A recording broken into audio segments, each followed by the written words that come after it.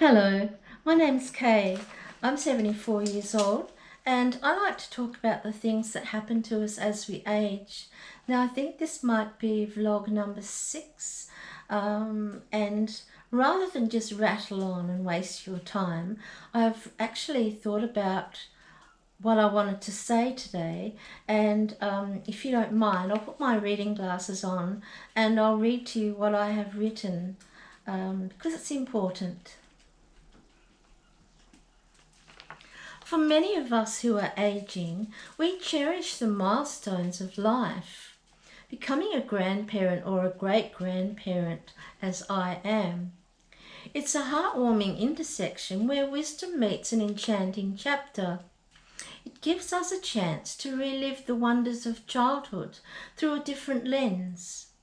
Through the highs and the lows, however, we sometimes struggle to manage the complexities of our new identity. We may grapple with a range of emotions associated with the transition to this new role that reminds us of our longevity. Thoughts and feelings cascade into a waterfall of reminders of our life's journey. We become labelled as grandparent, an older person in society, and that triggers emotions of many colours. We have to gradually process the earlier generations as we see our reflection in the mirror as the older matriarch or patriarch. We see our own children encountering their challenges with parenthood. Our instinct tells us to hold our breath, zip our mouths shut at times when we think we know best and want to step in and help calm the waters. Our focus moves to a silent tone, however, throughout the years as we watch our grandchildren emerge as teens and adults. Our stored memory sits within us, reminding us that we were once there, and that we too have to learn to keep our emotions and feelings in check. We experience a lot of different feelings. The spectrum from early to older life is a vast river where, no matter how we choose to canoe down it, there are always going to be powerful torrents and ripples trying to sink our boat. Every family group is different. The perfect family unit that we see on television may rarely be a truthful rendition of a modern-day family in 2026. We are a complex mix of cultural and acknowledged individuals who never admit to having the same morals and values towards family. We remember the joy of spending time with our own young grandchildren. We see them as teens and notice how similar they are to our own children at that stage of life. Then we see them learning to drive cars, becoming employed, finding girlfriends and boyfriends. They're finding their footings in their new lives, and grandparents, while still loved, are set aside and distant. It drives us further to the back pages of life's book. This isn't always the case though, is it? Families are on different spectrums of the colour wheel. Now we are recognising the distance as the families grow and change. Our bonding instincts change also, which may sometimes lead to disappointments, sadness and grief.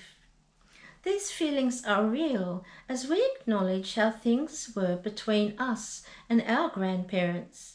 It sometimes is a difficult pill to swallow. If we have had expectations on what we perceive this stage of life to be like, then we are always going to be disappointed.